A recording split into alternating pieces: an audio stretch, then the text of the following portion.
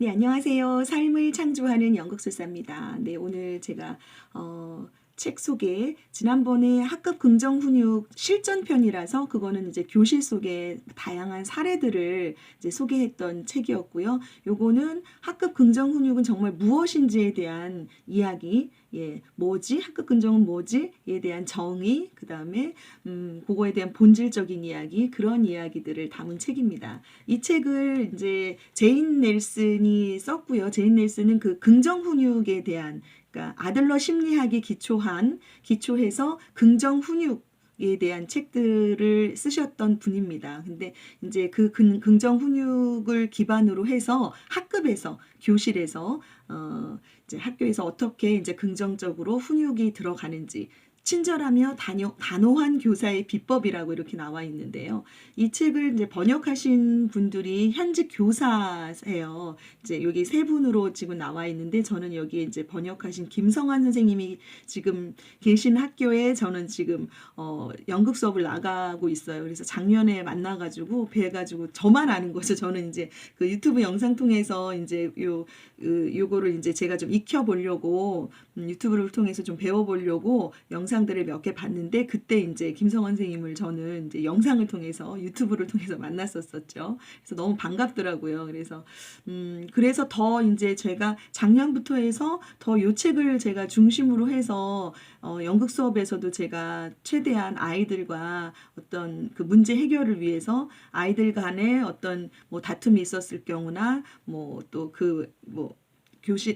제가 연극 수업 안에서의 뭔가 트러블이 있었을 때 최대한 이제 저도 요거를 이론서적으로 삼아서 아이들을 지금 대하려고 하고 있는 2년 차라고 할 수 있겠습니다. 그 전에는 뭐라고 할까, 뭐 비폭력 대화라든지 뭐 나 중심 대화 있죠. 나는 네가 이렇게 하니까 나는 어때? 나 중심으로 이야기하는 나화법이라든지 뭐 그런 것들을 이제 기반으로 해서 좀 했었는데, 이게 저한테 딱 어떤 무의식적으로 저한테 딱 와 있는 게 아니니까, 습관이 안 돼 있으니까 되게 아이들한테 이걸 행할 때 잘 안 돼. 버퍼링이 생겨요. 막 이게 뭐였지? 뭘 말을 해야 되지? 라고 하는데, 일단은 지금 어떤 기본적인 것부터 해서 저도 지금 참고서적으로 삼아서 자주 이제 보고 있습니다. 그래서 도서관에서 전 또 빌려왔는데요. 이 책을 번역하신 김성환 선생님도 이제 현직 교사로 아이들과 학급 운영을 하다가 어려운 점이 있어서 이 제인 넬슨의 책 긍정 훈육을 읽고 직접 이분이 있는 영국으로 가서 워크숍을 참여를 하셨대요. 그러면서 이걸 한국어판을 이제 번역을 하시게 됐던 거죠. 그리고 나서는 굉장히 교실 속에서 많은 큰 변화를 경험을 하셨다고 하셔서 이 학급 긍정 훈육에 대해서 적극적으로 많이 이제 추천을 하고 계시더라고요. 네. 근데 저는 지금 여기 이제 그 학급 긍정 훈육은 그런 겁니다. 이 책은 이제 존중의 방식으로 아이들과 이 문제 해결을 함께 찾아보는 거죠. 그 바탕에는 존중이 들어가 있습니다. 그래서 존중하는 태도로 단호하고 친절하게 문제 해결을 함께 하는 그런 것들이 이 학급 긍정 훈육의 본질이라고 할 수 있겠죠. 그래서 아이들 간에 나타나는 문제라든지 아이들 간의 어떤, 그다음에 학급 상에서 어떤 뭐 일어나는 크고 작은 여러 가지 상황들을, 그래서 존중하는 태도로서 문제 해결을 함께 하려는 것이 이제 근본적으로 깔려 있는 것입니다. 네. 네. 여기서 제가 추천사에 이런 얘기가 저는 좀 눈에 들어왔어요. 이 학급 긍정 훈육에서 가장 중요한 것은 학생들의 믿음을 변하게 하는 것이다. 학교는 이제 단순히 지식을 얻는 곳 이상의 의미가 된다. 학생들은 자기 힘으로 지혜롭게 문제를 해결할 수 있다는 믿음을 갖게 되며 자신에게 가장 적합한 학습법을 알게 된다. 그리고 자신의 배움과 행동을 스스로 평가할 수 있는 능력을 갖게 된다. 이를 통해 교육이란 학생들의 단순한 권리가 아니라 자신의 삶과 관련된 근원적인 욕구라는 것도 깨닫게 된다. 바로 이런 것들을 가능하게 하는 것이 이 학급 긍정 훈육이라고 여기 추천 서문에도 나와 있는데, 저도 여기서 지금 많이 공감되는 부분이 이겁니다. 이제 학교는 단순히 지식을 얻는 것 이상의 의미가 돼야 된다라는 이 부분인데요.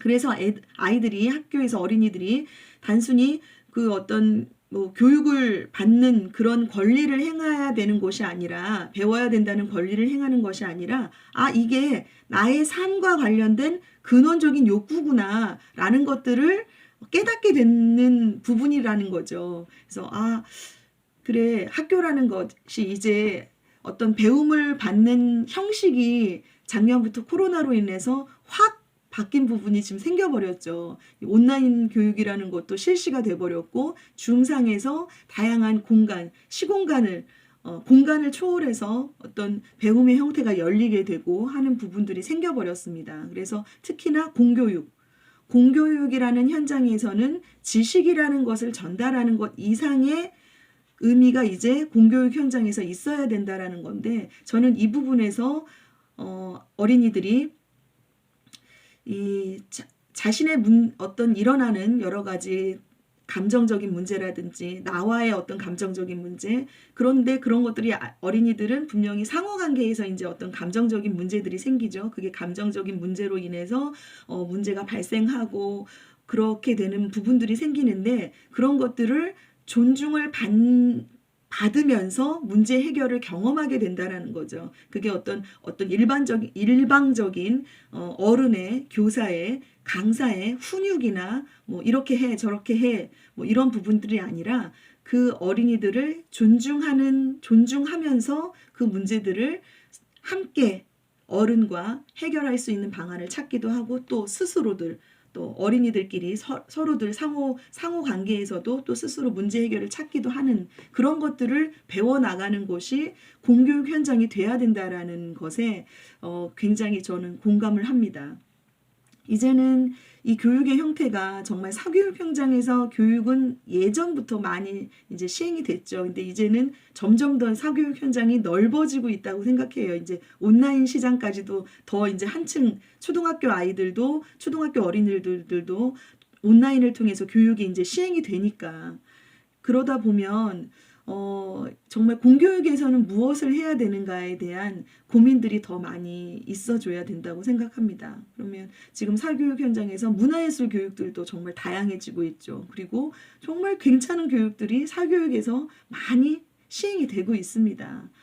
그런데 이러한 교육, 서로를 존중하고 존중을 밑바탕으로 두어서 문제 해결을 찾을 수 있도록 하는 것을 도울 수 있는 곳은 공교육일 수밖에 없을 것 같아요. 사교육 현장에서는 그 어떤 특화된 교육, 국어, 수학, 미술, 음악, 그 교육을 받기 위해서 온 분위기라, 사교육에서는 이러한 문제 해결까지도 어떤 서로를 존중하는 태도 하에서 이루어지기는 지금은 어렵지 않을까. 그렇다면 공교육에서는 이런 것들도 함께 꼭 이루어져야 되는 곳이 공교육 현장, 학교 교육 현장이 되어야 된다는 의미에서 저는 이제 제가 이 책을 바탕으로 저도 공교육에서 연극 수업을 하고 있는 강사로서 이 책을 기반으로 좀 잘 어린이들과 존중하면서 한번 만나보려고 하고 있습니다. 네, 연극술사였습니다. 네, 이 책은 아무튼 교육 현장에 계신 분 말고도 더 어린이들을 양육하고 계신, 그 다음에 어린이들을 만나고 계신 분들은 만나고 있는 어른들은 꼭 읽어보시길 추천합니다. 학급 긍정 훈육법이었습니다. 연극술사였습니다.